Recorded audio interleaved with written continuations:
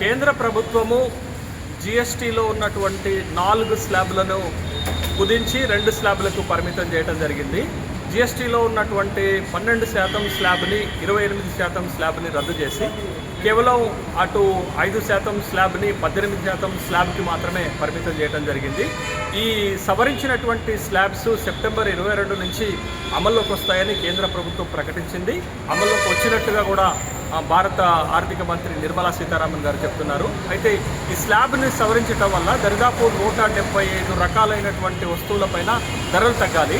అయితే ధరలు ఏ మేరకు తగ్గినాయో పరిశీలించడానికి రిలయన్స్ షాప్కి రావడం జరిగింది, రిలయన్స్ ప్రొవిజనల్ స్టోర్కి రావడం జరిగింది. అయితే ముఖ్యంగా ఫాస్ట్ మూవింగ్ కన్జ్యూమర్ గూడ్స్కి సంబంధించి ఒక 2 ప్రధానమైనటువంటి వస్తువులపైన ధర తగ్గిందా లేదా అనేటటువంటి పరిశోధన చేయడం జరిగింది. ఒకటి సోప్ను తీసుకోవడం జరిగింది. గతంలో సోప్ అనేది బాత్ సోప్ అనేది 18% జిఎస్టీలో ఉంటే దాన్ని ఇప్పుడు సవరించినటువంటి జిఎస్టీ ప్రకారం 5%లోకి వచ్చింది. అంటే దరిదాపు 13% ధర తగ్గవలసినటువంటి అవసరం ఉంది. తగ్గిందా లేదా అని కనుక పరిశీలన చేసినప్పుడు సెప్టెంబర్ 22కు ముందు ఏ ధర అయితే ఉందో సోప్ పైన ఇప్పుడు కూడా అదే ధరకి విక్రయిస్తున్నారు హోల్సేల్గానే. మరొక వస్తువుని తీసుకోవడం జరిగింది, టూత్ పేస్ట్ని తీసుకోవడం జరిగింది. టూత్ పేస్ట్ పైన కూడా గతంలో 18% జిఎస్టీ ఉంటే దాన్ని ఇప్పుడు 5% స్లాబ్లోకి పట్టుకురావడం జరిగింది. అంటే టూత్ పేస్ట్ పైన కూడా 13% జిఎస్టీ తగ్గవలసినటువంటి అవసరం ఉంది. కానీ వాస్తవానికి ఆ స్థాయిలో టూత్ పేస్ట్ ధర కూడా తగ్గలేదు. సెప్టెంబర్ 22కు ముందు టూత్ పేస్ట్ ధర ఎంత ఉందో ఇప్పటికి కూడా టూత్ పేస్ట్ ధర అదే విధంగా ఉండటం, అంటే ఈ టూత్ పేస్ట్ కానీ సోప్ కానీ స్లాబ్స్ మారాయి. 18% స్లాబ్ నుంచి 5% స్లాబ్లోకి వచ్చాయి. ఆ తీరుగా ఆ 2 వస్తువులపైన ధర తగ్గాల. కానీ సెప్టెంబర్ 22కు ముందు ఏ ధరనైతే వసూలు చేస్తున్నారో ఆ 2 వస్తువులపైన ఇప్పుడు కూడా అదే ధర వసూలు చేయటం వల్ల ప్రభుత్వము జిఎస్టీ స్లాబ్లను సవరించడం వల్ల 175 రకాల వస్తువుల ధరలు తగ్గుతాయని చెప్తున్నారు కదా. మరి ఈ 2 వస్తువుల విషయాన్ని పరిశీలించినప్పుడు ఏ ఒక్క వస్తువు పైన కూడా ధర తగ్గలేదు. దానివల్ల కన్జ్యూమర్కి వచ్చినటువంటి బెనిఫిట్ ఏంటది? ఇప్పుడు జిఎస్టీ స్లాబ్లను సవరించడం వల్ల కేంద్ర ప్రభుత్వం 48,000 కోట్ల రూపాయల ఆదాయాన్ని కోల్పోతుంది.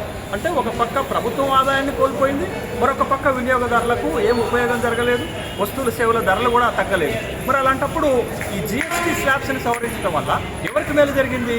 కేవలం పెట్టుబడిదారులకు, ప్రోడక్ట్ ప్రొడ్యూస్ చేసినటువంటి వాళ్ళకే మేలు జరిగిందనేటటువంటి విషయం మనకి కనపడుతుంది. కాబట్టి ఖచ్చితంగా ప్రభుత్వము ఈ జిఎస్టీ కౌన్సిల్ కానీ, జిఎస్టీకి సంబంధించినటువంటి అధికారులు కానీ, ట్రేడర్స్ కానీ, ప్రొడ్యూసర్స్ కానీ వాళ్ళు నిర్ణయించిన మేరకు ధర తగ్గించారా లేదా అని చూడవలసినటువంటి బాధ్యత ఉంది. అప్పుడే నిజంగా వినియోగదారుడికి ఈ జిఎస్టీ స్లాబ్స్ని మార్చడం వల్ల మేలు జరుగుతుందనేటటువంటి విషయాన్ని గమనించాలి. అయితే ఇక్కడ మనం తగ్గించింది కేవలం పన్ను మాత్రమే, జిఎస్టీ ట్యాక్స్ని తగ్గించాము, ధర తగ్గాలి. కానీ మరొక వైపు ప్రొడ్యూసర్స్ కానీ, క్యాపిటలిస్టులు కానీ, పెట్టుబడిదారులు కానీ ఏం చేస్తారు?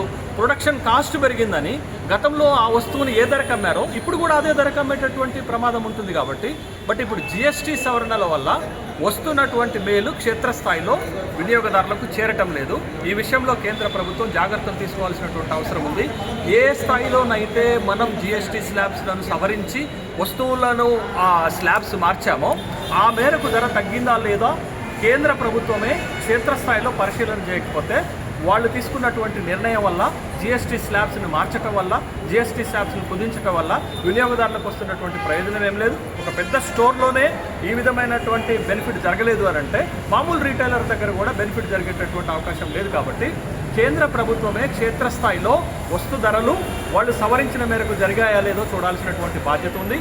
అదేవిధంగా ప్రొడ్యూసర్స్ వాళ్ళ వస్తు ధరను తగ్గించుకోవడానికి ఇష్టపడరు. కాబట్టి ప్రొడక్షన్ కాస్ట్ పెరిగిందనేటటువంటి నెపంతో గతంలో ఏ వస్తువులను ఏ ధరకు అమ్మారో అదే ధరకు అమ్మేటటువంటి అవకాశం కూడా ఉంది. కాబట్టి పెద్దగా వినియోగదారులకి జరిగేటటువంటి మేలు లేదు అనేటటువంటి అభిప్రాయం క్షేత్రస్థాయి పరిశీలనలోనే తేలుతుంది.